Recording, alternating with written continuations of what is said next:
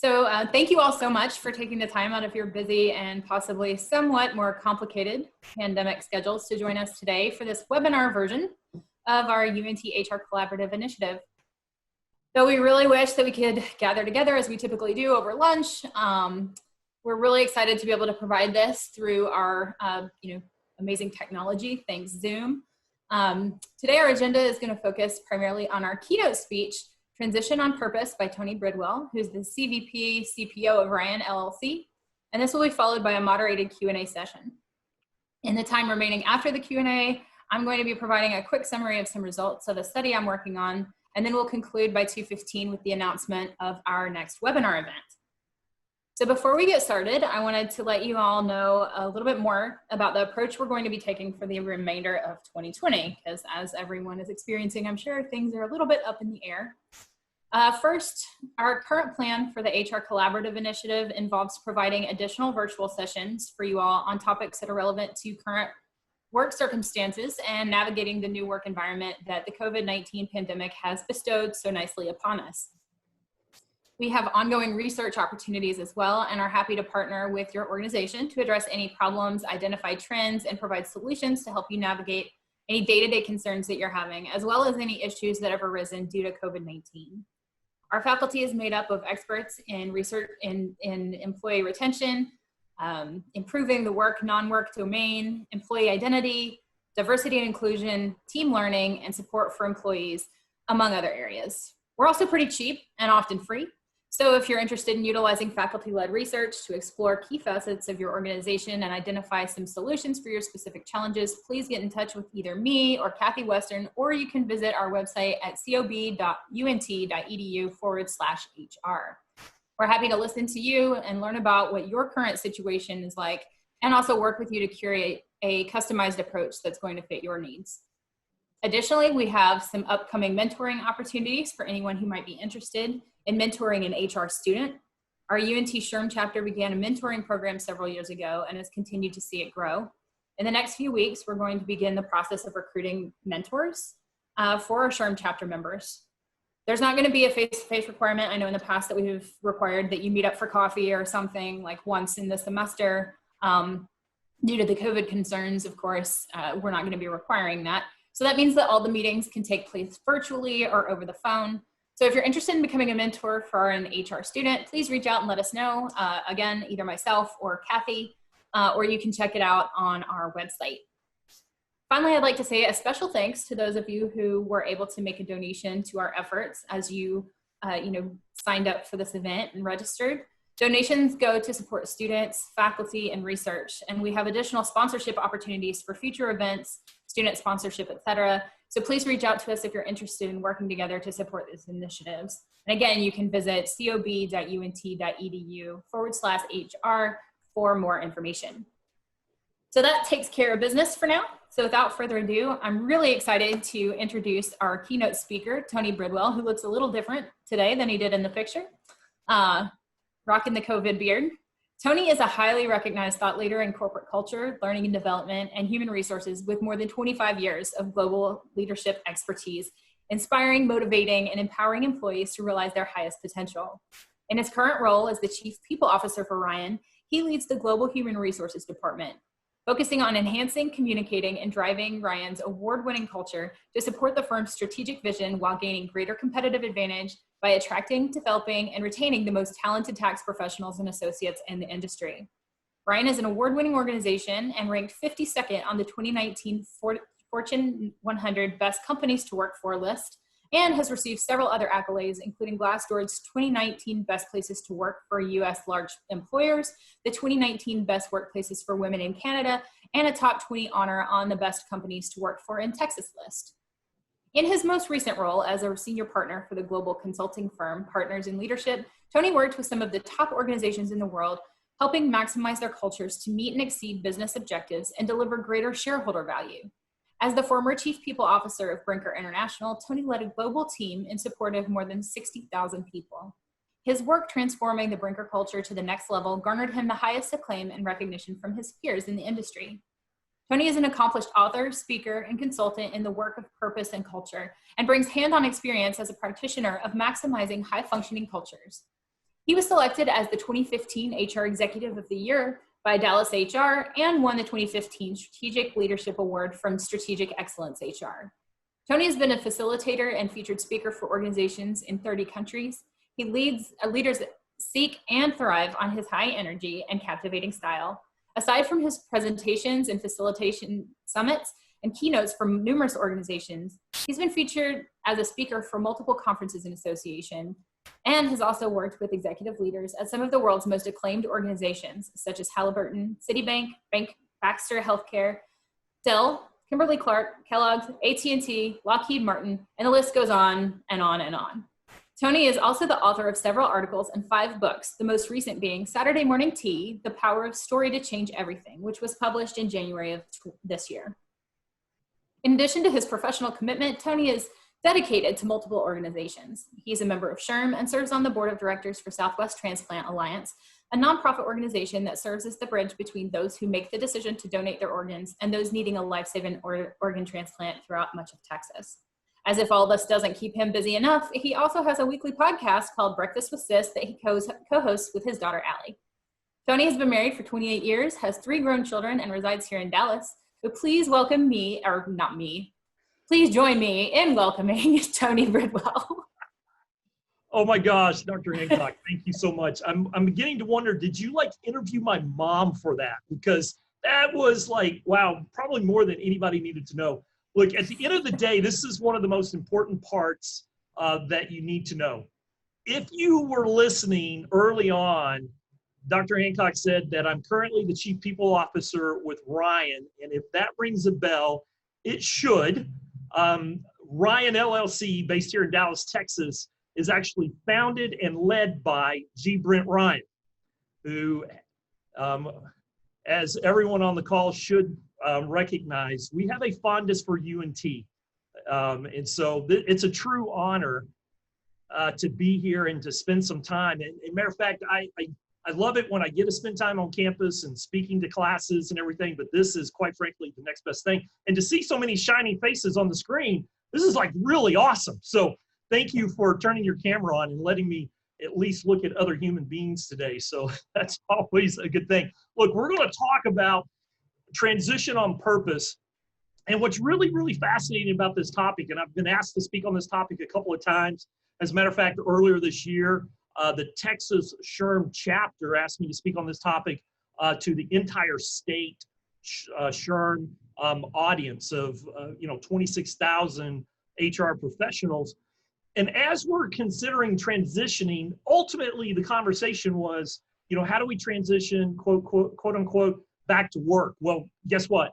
For many people in the state and in the nation, they never stopped working, right? I mean, it's always been working. And so the conversation has really have been, if I'm remote, how do I transition back to an office? But, for those that are currently working, how do I transition to a new, quote unquote, normal, which that's a phrase that kind of drives me at the wall a little bit right now. Because, I think we've said that every year since I've been born, right? It's like it's a new normal for whatever the case may be. But ultimately, here's what I want everybody to take away. Regardless of the season you're in, there's always going to be some kind of transition happening. Is that a fair statement?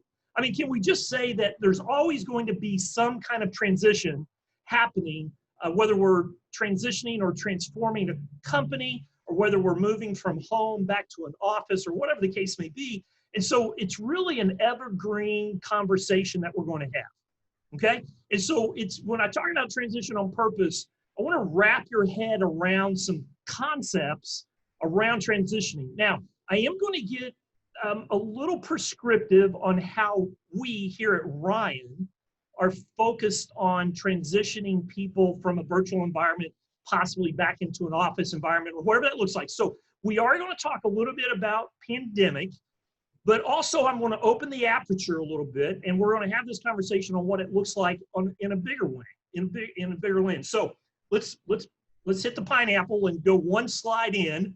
And here's where we're going to start. Anytime you have a conversation around transition or transformation or whatever the case may be, you have to understand a couple of key items. And one is, guess what?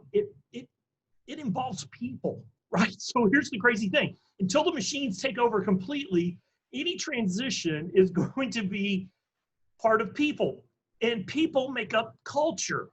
And so we have to kind of lay a little bit of a groundwork right off the bat. Let's lay a foundation on what we call culture. And culture simply is the way people think, feel, and act.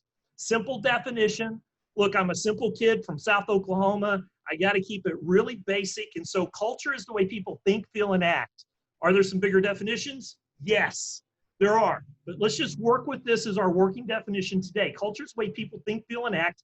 And either you manage the culture or the culture will manage you. So I didn't even have to finish that. Every single one of you on this call could have finished that because you've known it, you live it, and you've experienced it. So here's what you need to know. Culture is the way people think, feel, and act. The thinking and feeling leads to the acting. But where does the thinking and feeling come from? Well, we teach a model inside our organization. We call it a day one model because we teach it on day one. As a matter of fact, early this summer, we started 78 interns globally for Rhyme. We were super excited that we didn't cancel our intern program this year. Actually, at the last minute, we kind of added to our intern program. And so we started 78 interns virtually. And we figured out how to do it, just like everybody else did.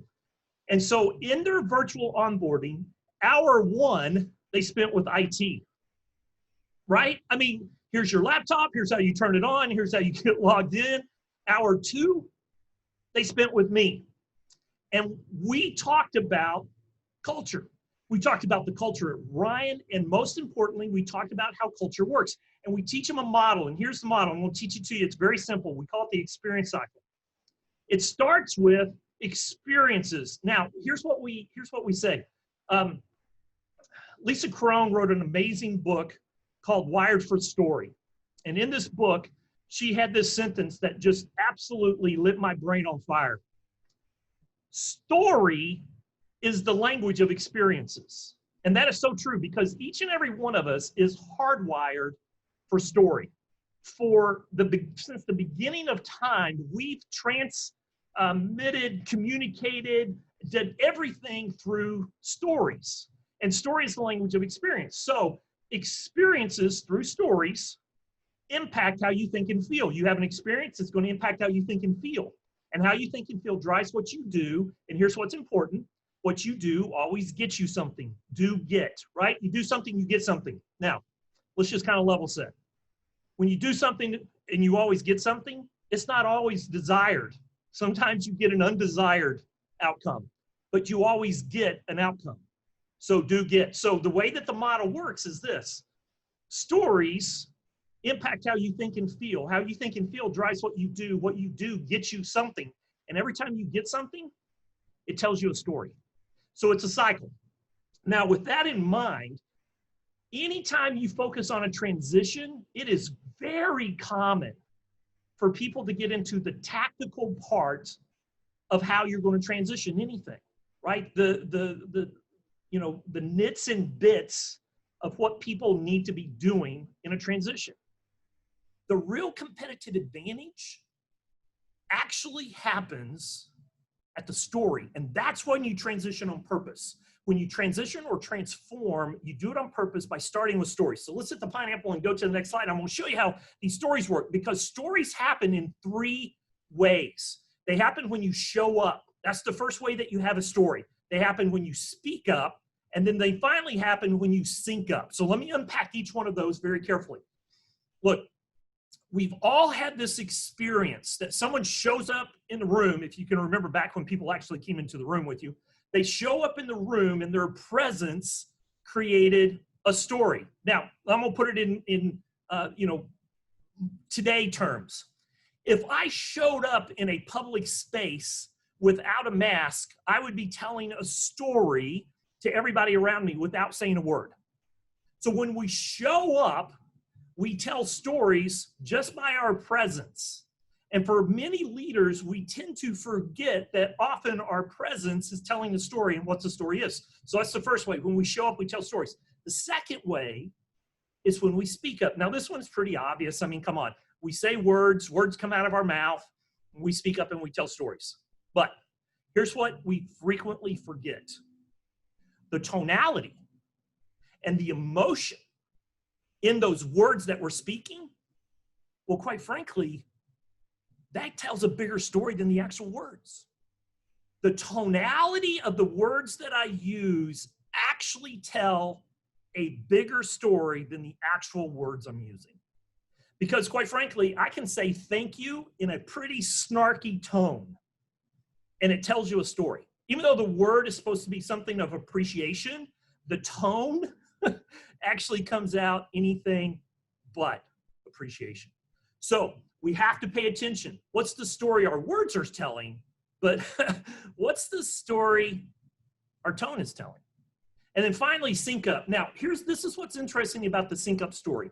The sync up story are actually words that are written down, and sometimes they take the form of policies, processes, or even systems.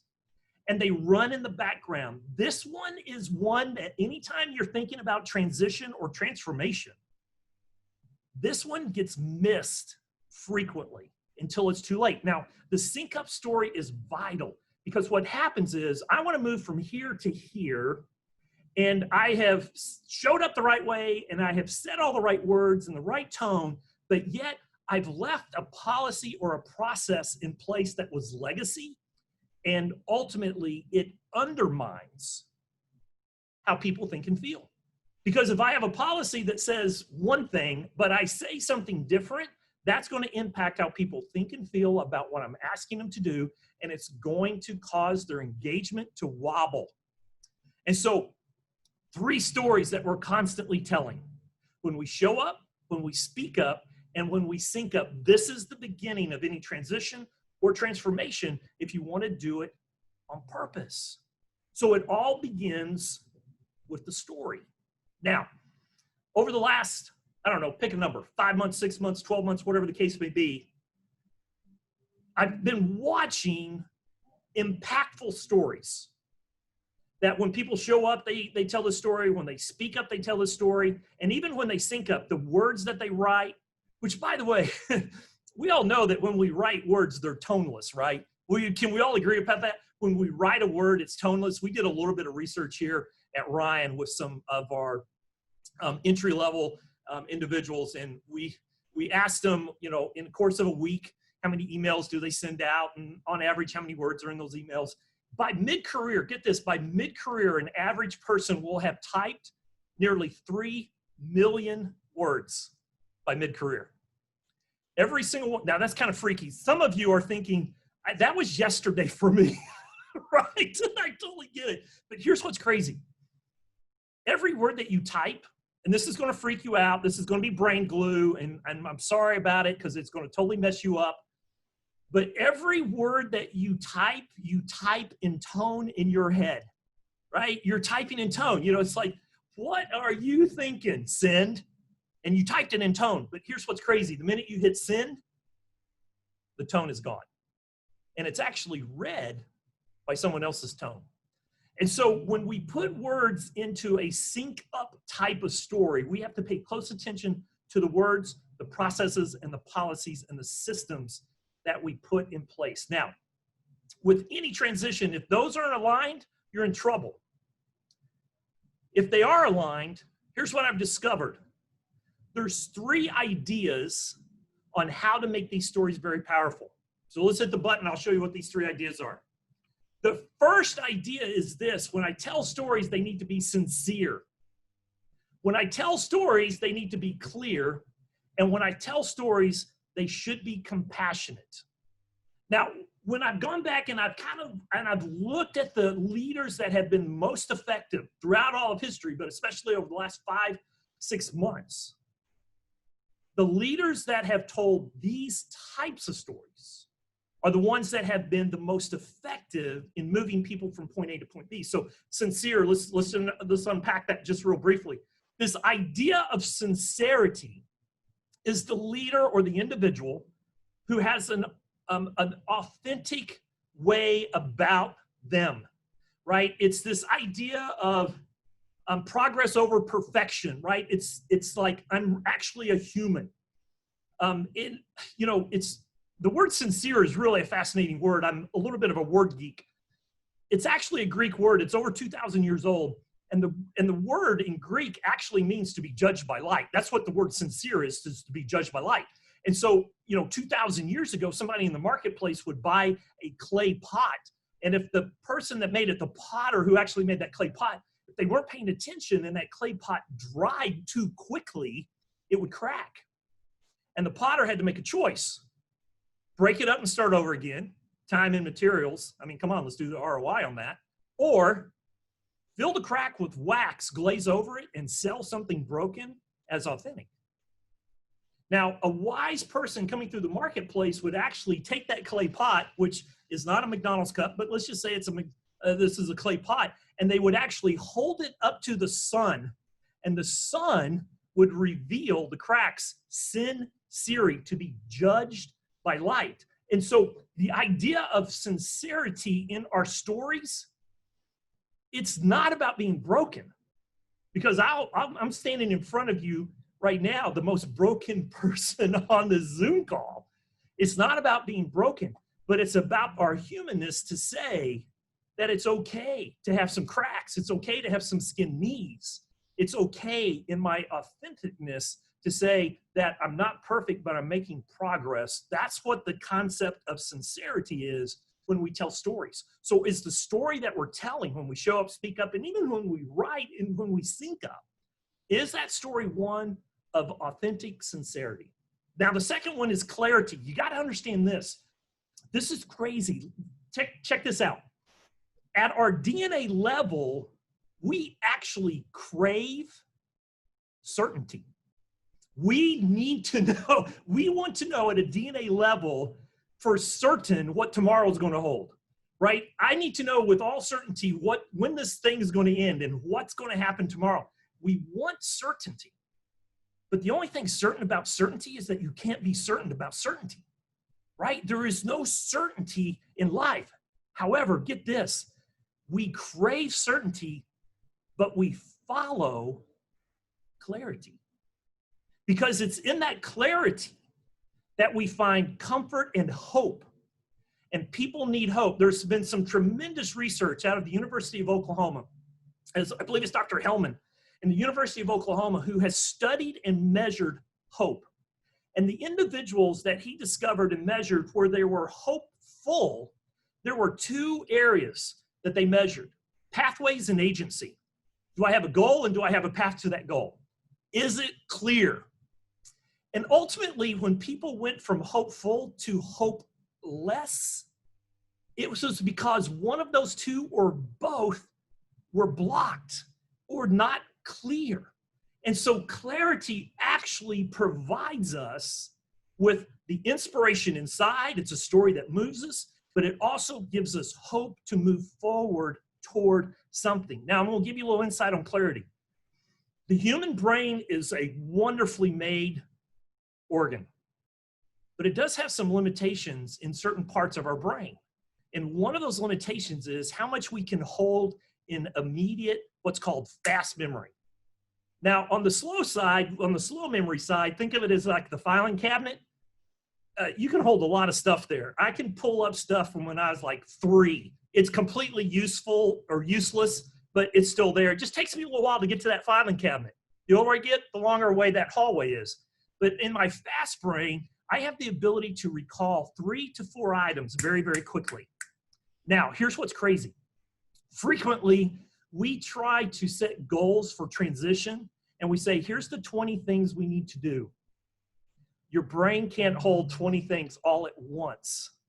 So if I need to really move something quickly, I need to keep it really simple, and it needs to be clear. And what I mean by that is I need to keep it into 2, 3, 4 is on the max. You get to 5, and you're going to have some kind of device to help you remember that. So when you want to tell a story, be super clear.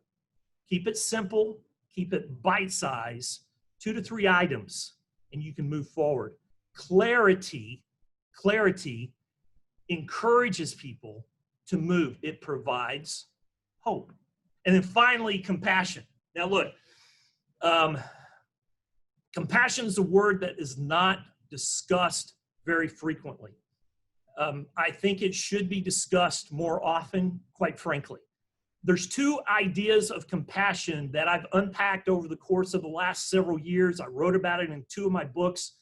And one component is this: compassion happens at a level of generosity, okay? A compassion happens at a level of generosity. Now, here's the interesting correlation. I can be compassionate with others and show generosity to others, but in order to do that, there's a correlation. And the correlation that I've discovered is that in order to be generous to others, I need to be grateful for what I have. In order to be generous for others, I need to be grateful for what I have. Now, you've got to understand something. When my gratefulness for what I have is low, the space is always filled with entitlement.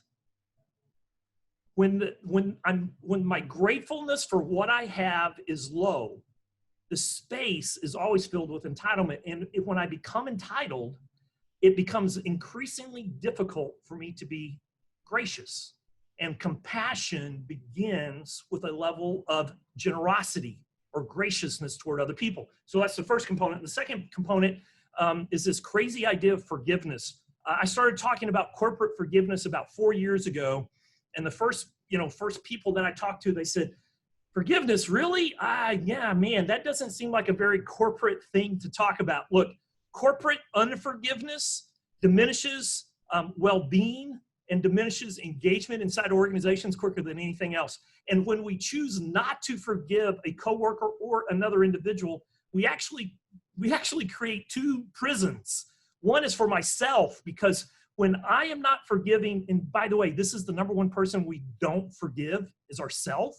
When I don't forgive myself, get this, I limit my ability to be innovative. But when I don't forgive others, I actually limit my ability to connect. And guess what? At a DNA level, we need connection. And so this idea of compassion is wrapped around my ability to be generous and to be forgiving. Those stories, when I show up, speak up, and sync up, those stories when I'm sincere, clear, and compassionate, let me tell you, now you're on a path to transition or transformation, because that's the tip of any culture that you interact with. So let's get a little granular here, and let's talk a little bit about what we did inside of Ryan and what our plan looks like. So we'll hit the pineapple. We'll just go one more slide, and let's just go ahead and build this through. This was our transition framework to start repopulating our offices. Now, you'll notice on this framework is 3 points, and it all begins with personal accountability, and then it goes to practice good health and hygiene, and then it's prepare for transition and disruption. That's the framework, and then we built around that framework.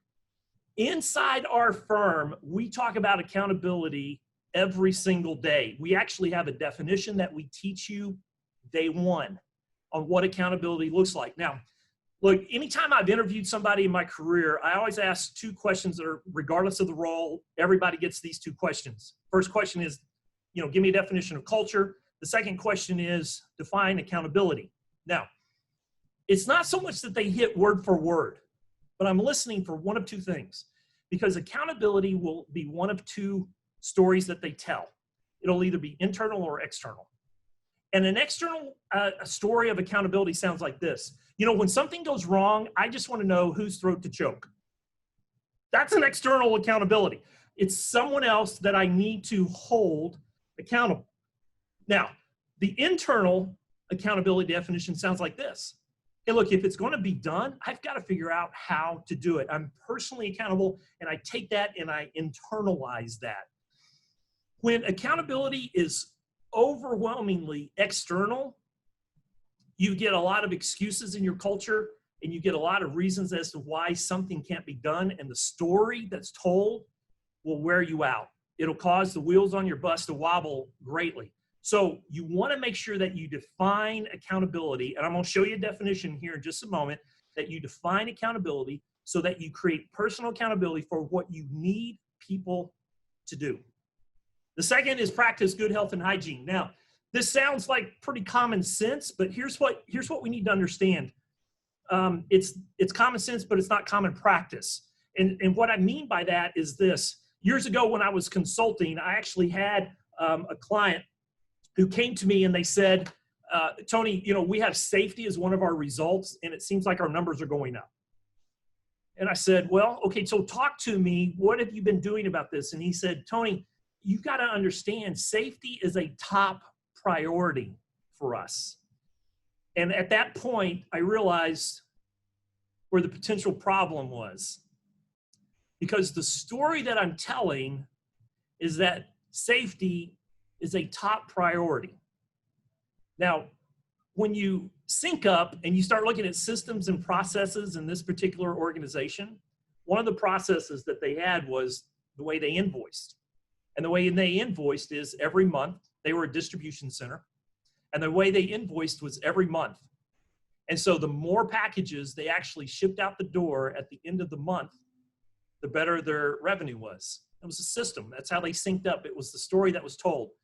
So here's what was happening. They were posting up on the wall all throughout their warehouses, safety is a top priority, but yet at the end of the month, when they needed to ship more packages than on any other day of the month in order to meet their revenue number, guess what the top priority was? Shipping. And when we actually went back and looked at 5 years worth of safety numbers, we realized that the spike every month happened at the end of the month. That incidences actually rose at the end of the month because what do we know about priorities? They change. So while it's well intended to tell the story that safety is a top priority, maybe the better story is safety is a value that we have. It's core to who we are and how we are. So to that point, safety just doesn't happen here. Safety begins where? At home. So for us, when we talk about practice good health and hygiene, we've actually built protocols and told stories around the fact that our good health and hygiene begins at home. Before you ever show up at a work site, guess what we're encouraging every single person to do? To do a health check before they leave the house, to take their temperature before they leave the house, to practice good hand washing at home. Because here's what we know. If that story and that experience is happening at home, guess where it's going to also happen? Anywhere else you go, whether it's at the office or whether it's at a restaurant or whether it's at a retail center. So when we talk about practice good health and hygiene, we're taking it all the way back to the source, not just here at the office. And then finally, prepare for transition and disruption. That's part of our framework. And how are we doing that? Through clarity of message. Look, we know there's going to be disruption. So how do we prepare for that now? What is the clear message that we have and our expectations that we have for each of our people? That's our framework. That's our framework. So let's look at the definition of accountability real quick. Here's how we define accountability. Accountability is my personal commitment to focus on what I can control, right? Creating ownership for my outcomes. This is what you need to know about accountability. A really simple lesson on accountability. When you focus on what's inside your control, you take personal accountability. When you get wrapped up on what you can't control, you end up spinning out of control from accountability standpoint. So anytime somebody comes to you and you say, hey, this result was missed, tell me what happened. Listen, if they give you an excuse, I will promise you, almost every single time that excuse will be an item that's outside their control. You want to do some really super instant accountability coaching? Help them reframe and refocus on what is inside their control, and that creates movement. So let's hit the slide one more time and let's just kind of wrap this thing up. Look, here's where we are from a story standpoint. You know, in life, we're going to always face circumstances, either personally, professionally, or organizationally. Look, you can either be a victor or a victim to those circumstances. The choice is always ours. The question is, what stories are we telling when we show up, speak up, and sync up as we're moving to transition or transformation, personally, professionally, or organizationally? The choice is always ours. What story are you going to tell? So Today, as I mentioned earlier, part of our initiative with the UNT HR Collaborative is really to align research with practice. So for the next few minutes, and I promise not to be too professorial and drone on and on and on, I wanted to share with you just a little bit of the research that some of my colleagues and I are working on right now with regards to general employee experiences in response to the shift to working from home during COVID-19. So we have this lovely clip. Yep, right there. So many of you may remember this video that aired on the BBC in March of 2017. I know I certainly do. This poor professor is being interviewed for the BBC News in his home office, and he has some sudden, unexpected, albeit adorable, visitors, or as we may now refer to them as Zoom bombers. If you've seen this entire video, you've witnessed this man's striking ability to really remain calm and focused with the chaos that's ensuing around him. This is just a small snippet of the situation that unfolds. A few moments later, he has children dancing, scooting around, all while he just continues the interview, straight-faced, really impressive. I don't think I could have done it. A few moments later, his partner scrambles in, grabs the kids, escorts them out of the room, and in quite possibly the most humorous moment of the entire clip, his partner's crawling back in the room on hands and knees in an unsuccessful attempt to remain unseen, reaching to pull the door closed. If you haven't seen this video, you really should go back and watch it. This video went viral, and like many of you, I laughed, and I laughed, and I laughed. And then boom, it was March 2020, and 3 years later, I can really relate to this situation. Navigating work from home with children on the road has become a full-time reality for many of us. Now, in these new circumstances, most of us can relate to this poor man, even laugh at ourselves, I guess, in some of the situations that we may have found ourselves in. And if it's not children Zoom bombing us, it's possibly rogue spouses, parents, or anyone else with whom we've been practicing safety at home together. Just this past weekend, I was actually moderating a virtual panel session on work-life balance for an international conference this week that's gone virtual. These panelists that are on this recorded video were from all over the globe. My husband suddenly decided that he needed to come into our room with a handful of laundry, or an armful of laundry, really. And it was a solid 15 seconds before he actually realized that I was still recording and not just talking to myself. But no worries, it's just a recorded video posted on a website with over 18,000 members around the world. At least it was on work-life balance, so it was fitting. While working on another project, Tabitha, we can go to the next screen. Sorry, I'm really bad about navigating the PowerPoints. While we were working on another project, some of my co-authors and I began kind of discussing how this new reality was impacting our day-to-day work schedules. And we decided to see, what Twitter might tell us. Like any, responsible researchers, we went to Twitter. We set up a Twitter scraper, which scraped 100 tweets an hour every day for 1 month, beginning in mid-March. I believe we started on the 13th, so right as the shelter-in-place orders began in the United States. And the tweets had to include coronavirus or COVID-19. So we just did a very basic trend analysis, and what we found was that a majority of the tweets that we collected, which was in total number over 54,000, people were either using it as a forum for venting or for providing tips for coping. In other words, people were either looking to receive support or to provide support in some way. So this got us thinking about employees who are now working at home and likely maybe looking for some additional support from their organizations or their supervisors in order to maintain some degree of work-life balance as they started navigating this working from home scenario. So using a Qualtrics panel in May, we were able to survey 158 people who had shifted during this time to working from home during the COVID-19 situation. The sample was primarily female at 62%, and the average age was 32. So the sample that we had, again, using a Qualtrics panel, was using a wide variety of industries and professionals.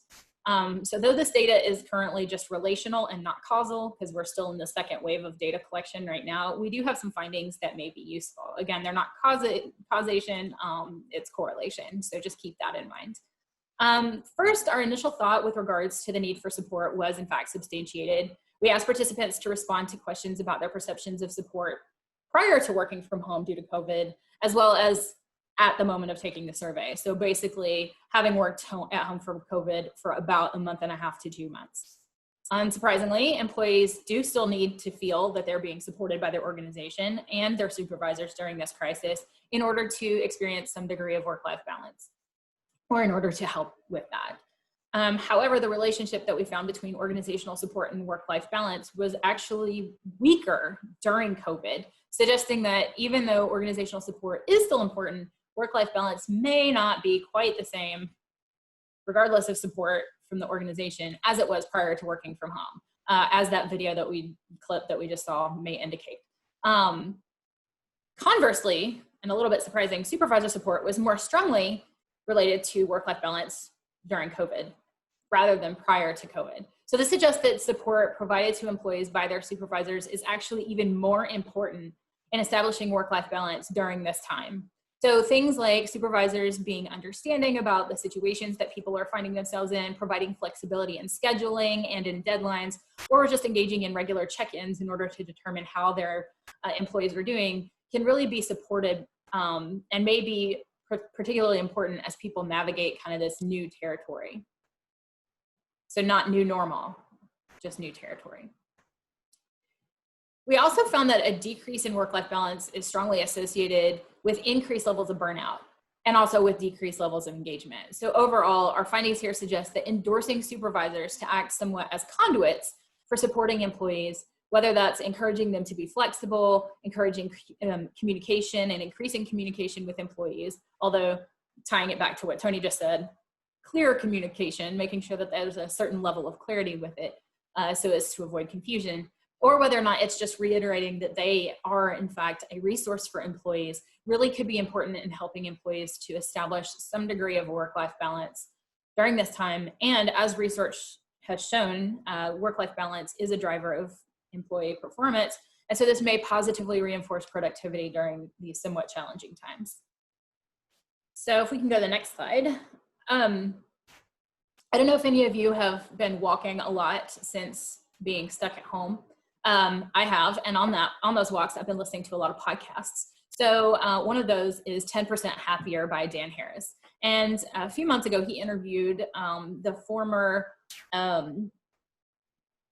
Surgeon General, and we're talking about loneliness. And I was like, that's interesting. And so another area of interest I brought up to my co-authors as we were kind of thinking through this process and this survey was loneliness. So prior to COVID, loneliness had already kind of recently been established and labeled in the popular press as an emerging epidemic. And as we transitioned from this in-person work environment that we're typically used to, where many people have kind of staked part of their identity, the number of stories that we've been reading in the popular press about loneliness has seemingly increased. The degree to which people have had to maybe shelter at home, whether that's alone or with other people, the lack of ability to participate in social activities, to see family and friends, have all led to some degree of perceived social isolation. And so these consequences of loneliness, or the consequences of loneliness, have been shown to be negatively related to health consequences. People who experience more severe degrees of loneliness are actually at a greater risk of early mortality. It's also been shown to lower organizational commitment and also job performance. So it seemed like it had a pretty relevant place in our study. We were just a little bit curious about this construct. So we wanted to see if some of the challenges that employees are facing and dealing with in today's COVID environment are in fact associated with loneliness. So our findings show that decreases in work-life balance and increases in job stress are indeed associated with greater degrees of loneliness. And along these lines, we found that increases in loneliness are associated with greater feelings of burnout during COVID specifically. We asked about pre and during COVID in those questions. This may be a result of trying to juggle various aspects of daily living, such as childcare or elder care, or just, I heard a quote that I thought was really fitting, which was, are you working from home or working for home, which is, kind of the idea that sometimes when you're working at home, if you see the dirty dishes, whereas that wouldn't be something that you would have to deal with when you're at your workplace, that you may feel compelled to have to deal with that situation in that moment. So if you're kind of having to balance and juggle all of these daily living situations with your normal work obligations in that same space, it ultimately can lead you to possibly feeling like you're losing important social interactions, and you're also maybe feeling feelings of fatigue, probably Zoom fatigue. as we're all probably experiencing pretty greatly at this point. I don't mean today in this particular call, of course. So during this time of uncertainty, we thought it was kind of prudent to examine the relationships of also one's fear of losing their jobs. That a lot of companies have had to lay people off. My best friend's husband this morning was apparently just laid off, unexpectedly with 10 days of notice, no severance. So it's kind of a time of uncertainty, and relating back to what Tony was saying, we all crave certainty. So there's some stress that's associated with not knowing what's going to happen in the future. So we wanted to look at how this fear of losing one's job may impact or relate to their intentions to leave the organization once COVID has kind of calmed down, once the situation has hopefully calmed down a bit. We also wanted to look at that in terms of loneliness. So as it turned out, the fear of losing one's job was positively related to both loneliness and turnover intentions. So in other words, the greater the fear I have of losing my job now, the greater the likelihood is that I will take steps to leave once the threat of COVID is passed and the job market has improved. So this suggests that organizations with uncertain working environments right now, where people are unsure of where they stand and are not really sure of the continuity of their job, may be more likely to experience greater turnover as the COVID crisis calms down. And this really reinforces, kind of what we saw as the market recovered from the recession a decade ago, which is that turnover can build up within an organization silently during challenging times and then kind of hit in a wave once things start to stabilize. So how can these times be navigated when employees may be suffering from loneliness, fear, and significant challenges to their work-life balance? And can we go to the next slide? First, kind of reinforcing again what Tony was saying is communicate often and well, and also with clarity. There's a lot of misinformation and rumors that can develop in organizations when communication, and especially clear communication, is not provided, or when the rumor mill starts and communication is lagged in terms of dealing with that. And this can create a lot of fear and uncertainty. I know all of you have probably seen at least Office Space or Up in the Air, and so you know the kind of fear that can create in the rumor mill. And as Tony said earlier, we crave certainty, which we can't necessarily have in general, but specifically during these times. But if we can communicate with clarity as much as we can help employees find some degree of hope in our current situation and as we move forward. Next, try and ask your employees, if it's feasible, what it is that they need support with, and if or how supervisors or the organization can try and help. So doing so provides an opportunity for discussion. It may lead to improvements in work-life balance as well as performance and long-term retention, providing some sense of not only hope, as Tony mentioned, but also just of care. You also want to make sure that if you're going to ask those employees what it is that they need, that to some degree, you're going to take that information that you gathered from your employees and try to provide the resources that they need to do their jobs remotely, or if they're not able to work remotely, what it is that they need in order to feel safe to report to work. So this might be something very basic, like providing equipment, laptops, a chair at home, things like that. Or it might be providing more communication or some emotional support or additional supplies that they may need at home in order to successfully do their job. The other thing that it could possibly mean if people are having to come into work is something simple as trying to provide masks for everyone at work. UNT actually did a great job of this. We went back into our office. I had to go back into my office to get my new laptop because they were providing me with that resource to do my job. And they had provided masks for us to wear because we're required to wear masks on campus. And that was a really nice thing that I thought that they did. In addition to that, some employees may really just be desiring more communication so that they feel like they know what's going on and maybe can attach that to some degree of certainty. And they also maybe want some emotional support. We found that, I think there's a graph that's supposed to be on this slide too. I don't know if I animated it or not, but anyway, it's supposed to show, there we go. 46, so we actually sent out a survey to DFW HR professionals. We had about 44 people, I think, that were able to complete it. So some of those might have been you. If that was you, thank you very much. We appreciate the feedback. And what we found was that 46% of the respondents really said that they needed additional equipment in order to adequately perform their jobs. On the plus side, many of the DFW area organizations are doing a great job because a lot of the respondents actually said that they had a lot of what they needed already, and that their organization was being very proactive. So that's really positive information to have too. So finally, reinforce the support that you can offer to your employees. Identify and communicate who it is that they can reach out to if they need support. Provide them with information on employee assistant programs or on employee resource groups to ensure that everyone is reminded that these resources are available to them, and actually encourage employees to maybe utilize those resources. These can be really helpful for people, especially if they're experiencing loneliness and they need maybe some people to reach out to. If they actually want to engage in the ERGs as an opportunity for some social connection, it might be a really great space for that to take place in, that the organization can kind of support. So ultimately, support is really incredibly important during this time, and honestly is likely to have really long-term effects beyond just this crisis. So that's kind of all I have for that. So next slide. Moving forward, I am really excited to announce our UNT HR Collaborative event. That will be another webinar. I'm sorry if you guys can hear my dog losing his mind in the background. This webinar is going to take place on October 22nd at 1 p.m. and it's going to highlight Kristen Durney and Chris Nurse. They're the co-founders of Mental Wellness Unleashed, and their talk is entitled "Making the Case for Employee Mental Health and Wellness." As we saw with loneliness, this is aligned with well-being. And so both from a health perspective and from an employee productivity perspective, this talk is going to take that kind of a little bit step further and examine, what I think is a really incredibly important and timely, though often ignored, role of mental health and employee wellness.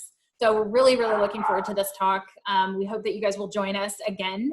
Pass it on to your colleagues in your organization, outside your organization. I know many of you are alums, so we really appreciate the great support that we've received from our alumni attending these events. And now that we're in this new virtual format, we appreciate you sharing it. We had over 90 people show up for this, so thank you all so much for that. And then finally, we just want to thank one more time Tony Bridwell once again for taking the time to be here today. We really appreciate it. We loved your talk. I loved your talk. I guess I won't speak for everyone, but there's a lot of positive comments in the chat box, so I assume that I'm speaking for everyone when I say we really appreciate it. I'd also like to thank Tabitha Ostmeyer for moderating and for providing all the tech support and for setting this up. I'd also like to thank John Kelly for his generous donations that have really helped to fund these events, as well as many other aspects of our HR program over the last 5 years, including supporting our SHRM students. And of course, this event would not have been possible without my awesome co-conspirators, Dr. Danielle Cooper and the amazing Kathy Western, who coordinated all of the many details of today's event. So thank you both for your roles, and thank you everyone for all of your continued support of the UNT HR program. That concludes today's program right on time, amazingly, and I really hope that you all have a wonderful afternoon and stay safe and healthy.